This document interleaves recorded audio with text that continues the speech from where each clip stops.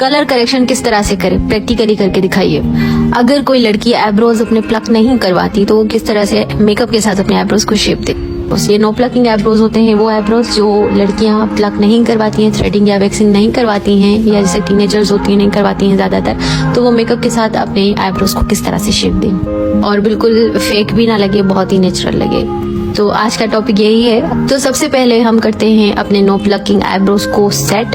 अब आप किस तरह से अपने आईब्रोज को शेप देंगी विदाउट थ्रेडिंग वैक्सिंग, तो आपको सिंपली चाहिए आपका लिक्विड फाउंडेशन, स्टिक फाउंडेशन जो भी है, या फिर कंसीलर।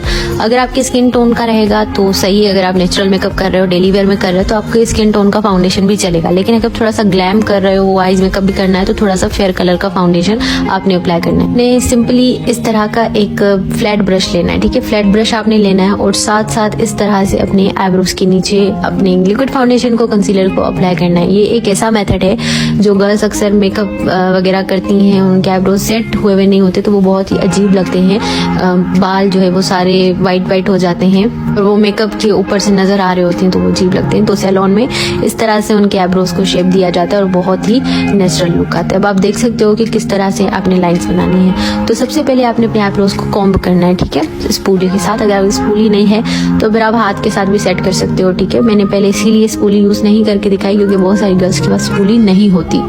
तो मैंने ऑलरेडी वीडियो में बता दिया था स्पूली क्यों यूज किया जाता है। मेरे पास यहाँ पे एक फ्लैट ब्रश है और मैं अपना लिक्विड फाउंडेशन फिटमी का 128 वॉर्म न्यूड यूज कर रही हूँ। मेरी एक प्यारी बहन ने मुझे कहा था कि हम लोग तो थ्रेडिंग नहीं करवाते तो हम कैसे मेकअप करेंगे, किस तरह से आईब्रोज को अपने को शेप देंगे। हम थ्रेडिंग नहीं करते, हमें थ्रेडिंग नहीं करनी। तो सिंपली आपने अपना फ्लैट ब्रश लेना है या कोई भी इस तरह का ब्रश लेना है और अपनी फाउंडेशन को जब अपने पूरे फेस पे लगाते हो, सबसे पहले अपने आईज पे इस तरह से अप्लाई कर लो, या पूरे फेस पे लगाने के बाद अपने आईज के ऊपर इस तरह से आईब्रो बोन पे अपना लिक्विड फाउंडेशन या कोई भी फाउंडेशन स्टिक जो भी है आपने अप्लाई करना है। सिंपली आप अपने फिंगर्स के साथ भी अप्लाई कर सकते हो और अगर आपको बीच में भी इस तरह से बाल हैं तो भी आप कर सकते हो। अच्छा, मेरे आईब्रोज यहाँ पे सेट हुए हैं लेकिन मैंने 2 दफा जो है ना नो प्लकिंग आईब्रोज पे ट्यूटोरियल ऑलरेडी अपने यूट्यूब चैनल पे दे रखा है, जहाँ पे मेरे आईब्रोज बिल्कुल भी थ्रेड नहीं हुए थे और मोटे मोटे मेरे बाल थे आईब्रोज के जो कि बिल्कुल नीट हो गए थे। वो आप वीडियोज देख सकते हो, मेरी ऑलरेडी यूट्यूब पर है। यहाँ मैं एक तरीका आपको बता रही हूँ जैसे कि आपको समझ में आ जाए। आपने इस तरह से जो है वो अपने आईब्रोज को शेप देनी है और जब आप इस तरह से शेप देंगे ना तो यकीन करें ये इतना नेचुरल लगता है, बिल्कुल भी ऐसा नहीं लगता कि आपने जो है कोई फाउंडेशन लगा के अपने बाल छुपाने की कोशिश की है, ठीक है। आपने जो है अगर लिक्विड फाउंडेशन या लिक्विड कंसीलर यूज करेंगे तो ज्यादा नेचुरल दिखेगा और डेली वेयर पे या किसी फंक्शन या आउटिंग पे आप जा रहे हो तो अगर आप नेचुरल मेकअप करते हो तो लिक्विड फाउंडेशन जो है जरा बेस्ट रहेगा आईब्रोज की इस तरह की शेपिंग करने के लिए। और आपने पूरा इसी तरह से ही करना है। और अब आप देख सकते हो कि मेरे आईब्रोज का एक अच्छा सा शेप निकल आया है, ठीक है। इससे जो एक्स्ट्रा बाल होते हैं ना वो सारे छुप जाते हैं, सारे छुप जाते हैं। आपने सिंपली क्या करना है कि इसके ऊपर अपना लूज पाउडर अप्लाई कर देना। अब जो फाउंडेशन है वो थोड़ा सा वेट हुआ है, हमने ब्लेंड वगैरह कुछ भी नहीं किया, ब्लेंड वगैरह नहीं करना, ब्रश के साथ अप्लाई करना है या फिंगर्स के साथ अप्लाई करके रख देना है, ब्लेंडिंग नहीं करनी क्योंकि ब्लेंड करेंगे तो बाल सारे नजर आ जाएंगे फिर से। तो सिंपली आपने बेकिंग वाला प्रोसेस फॉलो करना है जो मैंने आपको बेकिंग करना बताई थी। आपने इसके ऊपर अपना पाउडर, लूज पाउडर लगाइए तो ज्यादा बेहतर है, लूज पाउडर अप्लाई करके छोड़ दें। इससे क्या होगा कि जो आपके बाल हैं वो भी छुप जाएंगे और सेट हो जाएगा। क्रीजेस वगैरह जो पड़ती हैं, जो लाइंस पड़ते हैं मेकअप में वो नहीं पड़ेंगी।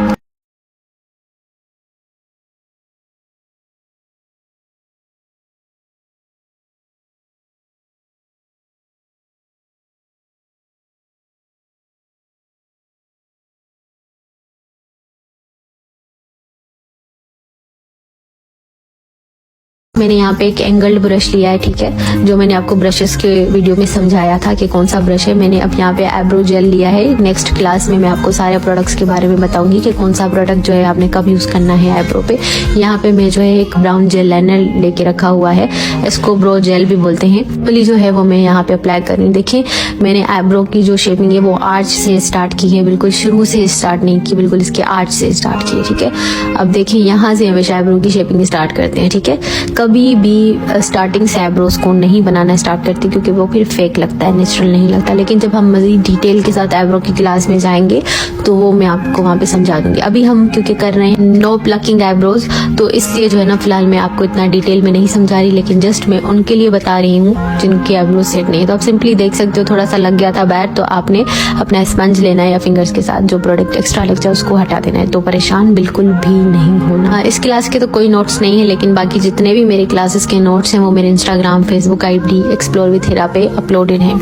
अब जब बेकिंग होती है ना, उसमें सिंपली जब आपका पूरा मेकअप हो जाता है, जो एक्स्ट्रा पाउडर लगा होता है ना उसको हमने डस्ट ऑफ करना होता है। तो हमें जो है ना एक्स्ट्रा पाउडर जो है, अब देख सकते हो कि आईब्रोज बहुत नेचुरल लग रहे हैं, बिल्कुल वैसा नहीं लग रहा कि मैंने ओवर थोपा थोपी करी हुई है। तो आप सिंपली ये वाली टेक्निक जो है, ये ट्रिक यूज करके अपने आईब्रोज को शेप दे सकते हो विदाउट एनी थ्रेडिंग। बाकी कौन से फेस शेप पे कौन सा आईब्रो शेप सूट करेगा वो सारा हम नेक्स्ट क्लास में जानेंगे, और किस तरह से आईब्रोज को शेप देंगे परफेक्टली वो भी जानेंगे। तो अब मुझसे बहुत किया जाने वाला सवाल कि कलर करेक्शन हम किस तरह से करें। हम करते हैं कलर करेक्शन तो हमारा सारा फेस जो है वो ऑरेंज लगता है, बिल्कुल छुपना नहीं है। तो सिंपली आपने अपना ऑरेंज कलर का कलर करेक्टर लेना है। जैसे कि मैंने बताया था, जितना आपके फेस का जो दाग है, जो मसला है वो डार्क होगा, उतना ही कलर करेक्टर का कलर भी डार्क होता जाएगा। अब मुझे इतने ज्यादा डार्क सर्कल्स नहीं लेकिन है, तो मैं अपने डार्क सर्कल्स के कलर के हिसाब से ही अपना कलर करेक्शन करती हूँ। अगर बहुत ज्यादा डार्क होंगे तो ऑफ कोर्स सी बात है मेरा कलर करेक्टर का कलर भी उतना ही डार्क जाएगा। तो आप देख सकते हो कि यहाँ पे मैं MG मिराकी का 06 शेड यूज कर रही हूँ, उनके डर्मा बेस का। आप कोई सा भी अपना कलर करेक्टर यूज कर सकते हो, LA गर्ल का भी यूज कर सकते हो, लेकिन वो बहुत ज्यादा डार्क होता है। तो आप उसके अंदर अपना कोई फाउंडेशन या लिक्विड फाउंडेशन मिक्स करके डाल सकते हैं ताकि उसका कलर थोड़ा सा लाइट लगे, बहुत ज्यादा ऑरेंजिश रेडिश ना लगे। अगर आप इस तरह के ओवर डार्क यूज करेंगे तो फॉर द बिगिनर उनके लिए थोड़ा सा मुश्किल हो जाएगा इसको हैंडल करना। और आपने बिल्कुल ब्लेंड नहीं करना होता कलर करेक्टर लगाने के बाद। हम क्या करते हैं, ब्लेंड ब्लेंड ब्लेंड करके सारा ही गायब कर देते हैं। हमने सिर्फ टैपिंग करनी होती है, टैप करेंगे जस्ट, और ब्लेंड वगैरह कुछ भी नहीं करेंगे। अगर हम ब्लेंड करेंगे तो नीचे से प्रोडक्ट हट जाएगा। यहाँ पे मैंने अपना लिक्विड फाउंडेशन लिया है, ठीक है, फ्लैट ब्रश के ऊपर। अब मैं क्या करूंगी कि जब अपना मैं फाउंडेशन अप्लाई कर रही होंगी तो अंडर आईज पे, यानी जहाँ पे मैंने कलर करेक्टर का शेड लगाया है, वहां पे मैं थोड़ा सा एक्स्ट्रा फाउंडेशन लगाऊंगी अलग से, ठीक है, एज अ कंसीलर।